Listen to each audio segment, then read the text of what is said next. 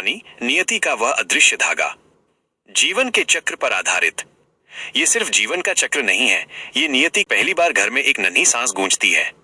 वो मासूम किलकारी जो खुशी की चादर बनती है, लेकिन जिसके पीछे एक गहरा डर छिपा होता है। हर माता पिता उस छोटे से शरीर को देखकर सोचते हैं, इस नन्ही जान का भविष्य क्या होगा, ये किस मंजिल की तरफ बढ़ रही है। उन्हें पता होता है कि जिस प्रेम से वो इस जीवन को सींच रहे हैं, वही प्रेम एक दिन उन्हें छोड़कर चला जाएगा। ये बलिदान का पहला पर्दा है। समय एक नदी के तेज बहाव की तरह आगे बढ़ता है। कब वो शिशु बड़ा होकर सपनों की एक अनजान राह पर निकल पड़ता है, पता ही नहीं चलता। उसकी आंखों में एक अजीब सी जल्दबाजी होती है, जीवन में कुछ पाने की, खुद को साबित करने की। वो अपने माता पिता के साए से दूर जाकर अपना एक नया संसार बसाता है। फिर आता है वो दिन जब वो दो जिंदगियों को एक धागे में पिरोता है, विवाह। ये सिर्फ एक नया रिश्ता नहीं, बल्कि एक नए अध्याय की शुरुआत होती है, जिसमें वो खुद को भी खोता है और पाता भी है। लेकिन उस भागम भाग के बीच जीवन एक धीरे धीरे सरकते रहस्य का पर्दा उठाता है। एक दिन अचानक आईने में दिखने वाला वो चेहरा बदल जाता है। बाल चांदी के हो जाते हैं और बल्कि आत्मा के उस सबसे गहरे सत्य का सामना होता है जिसे आप अब तक छिपाते रहे हैं। ये उस अविश्वसनीय घटना की कहानी है। ये कहानी है अंश की। अंश एक साधारण आदमी था जिसकी जिंदगी एक नियत गति से चल रही थी, जैसे कोई धीमी गति की घड़ी। वो रोज सुबह 9 बजे दफ्तर पहुंचता, शाम 6 बजे लौटता और अपने छोटे से घर की 4 दीवारी में सुकून खोजता। उसके जीवन में न कोई बड़ा उत्साह था और न कोई बड़ा दुख, बस एक स्थिरता थी जो अक्सर ठहराव से एक कदम दूर होती है। ज्योतिष के नियमों के अनुसार अंश पर इस समय शनि की एक सूक्ष्म छाया थी, न पूरी तरह से महादशा, न पूरी तरह से अंतरदशा, बस एक ऐसा गोचर जो व्यक्ति को उदासीनता की ओर धकेलता है। ये गोचर व्यक्ति को बाहर की दुनिया से नहीं, बल्कि अपने ही अंतर्मन से लड़ने पर मजबूर करता है। अंश के भीतर एक दबी हुई आवाज थी जो उसे बार बार याद दिलाती थी कि वो जिस जीवन को जी रहा है वो उसका वास्तविक स्वप्न नहीं है। एक शाम जब अंश दफ्तर से घर लौट रहा था, तब उसकी नजर एक पुरानी टूटी हुई डायरी पर पड़ी जो फुटपाथ पर यूं ही पड़ी थी। धूल और बारिश से सने उस कागज के पन्नों को देखकर उसे लगा जैसे वो कोई पुरानी चीज नहीं, बल्कि किसी भूले हुए रहस्य का टुकड़ा है। एक पल के लिए अंश का मन हुआ कि वो उसे अनदेखा करके आगे बढ़ जाए, जैसा कि वो हमेशा करता था, चीजों को अनदेखा करके स्थिरता बनाए रखना। आप जानना चाहेंगी कि उस डायरी में कौन सा खतरा छिपा था और कैसे ये अंश की कुंडली का रहस्य और चंद्रमा का भ्रम। अंश रात भर सोया नहीं। वो डायरी उसके बगल में टेबल लैंप की पीली रोशनी में एक पुरानी किस्मत की तरह पड़ी थी। उसका मन तेज धड़क रहा था। एक हिस्सा उसे चेतावनी दे रहा था, मत पढ़ो, और दूसरा हिस्सा उसे उस रहस्य में उतरने के लिए मजबूर कर रहा था। अगली सुबह अंश ने साहस करके डायरी का पहला असली पन्ना खोला।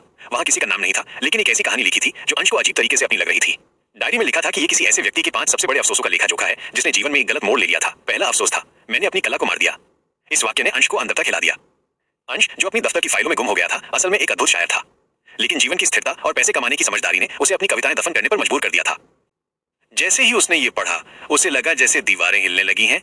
ये अफसोस किसी और का नहीं, बल्कि उसकी अपनी दबी हुई आत्मा का था। उसे एक पल के लिए महसूस हुआ कि अगर उसने अपनी कला को नहीं अपनाया तो उसका अंत भी उस डायरी के गुमनाम लेखक जैसा ही होगा। अंश तुरंत अपने घर के स्टोर रूम में गया। जिस कोने को उसने सालों से देखा तक नहीं था, वहां धूल से भरा हुआ उसका पुराना हारमोनियम और उसकी कविता की अधूरी कॉपियां रखी थीं। उसके हाथों ने कांपते हुए हारमोनियम को छुआ।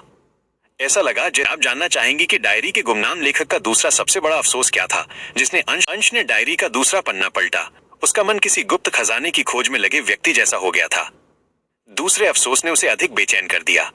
डायरी में लिखा था, मैंने उस संघर्ष को छोड़ दिया जो मुझे मेरी असली पहचान देता। इस बात ने अंश के मन में एक उग्र द्वंद्व पैदा कर दिया। वर्षों पहले अंश ने अपने शहर में एक छोटे से सामाजिक आंदोलन में हिस्सा लिया था।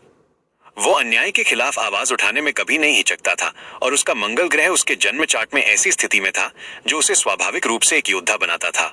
लेकिन दफ्तर के साथियों और परिवार ने उसे व्यवहारिक होने की सलाह दी।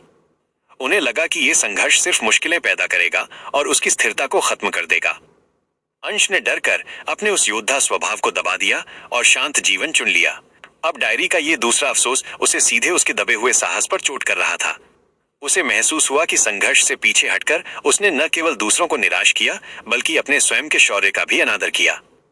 उसी शाम अंश को अपने दफ्तर के एक सहकर्मी का फोन आया। वो बहुत परेशान था।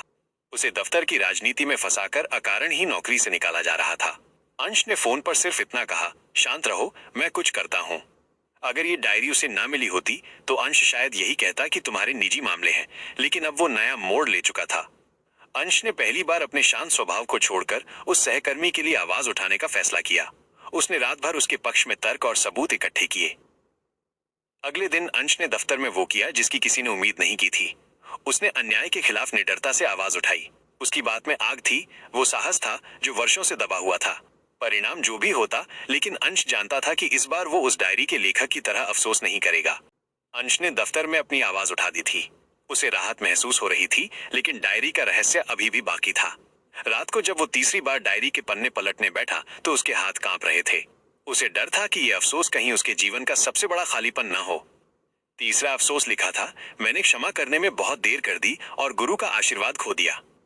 इस वाक्य ने, लेकिन इस अनबन के कारण ये गुरु का आशीर्वाद उसके जीवन से दूर हो गया था और उसकी जगह एक भावनात्मक सूखापन आ गया था। डायरी का लेखक कह रहा था कि सबसे बड़ा अफसोस धन या करियर नहीं, बल्कि संबंधों को समय पर न संवार पाना है। अंश को लगा जैसे काल भैरव का समय अब आ गया है। उसे अपनी अज्ञानता पर गुस्सा आया। उसने इतने साल सिर्फ अपने अहंकार को सींचा था और ये स्थिरता नहीं, बल्कि एक भयानक भावनात्मक बंधन था। अगले ही पल अंश ने अपने भाई का नंबर डायल किया, जिसे उसने सालों से नहीं मिलाया था। उसके दिल में एक अजीब सी घबराहट थी। फोन की घंटी बजती रही और अंश को लगा जैसे वो अपनी पूरी जिंदगी की नाराजगी को एक क्षण में गला रहा है। स्वीकार्यता थी। अंश को लगा जैसे उसके जीवन में रुका हुआ गुरु का प्रवाह फिर से शुरू हो गया हो। उस पल अंश ने समझा कि जीवन का असली मोड़ बाहर की दुनिया में नहीं, बल्कि अपने ही हृदय के दरवाजे को खोल देने में था।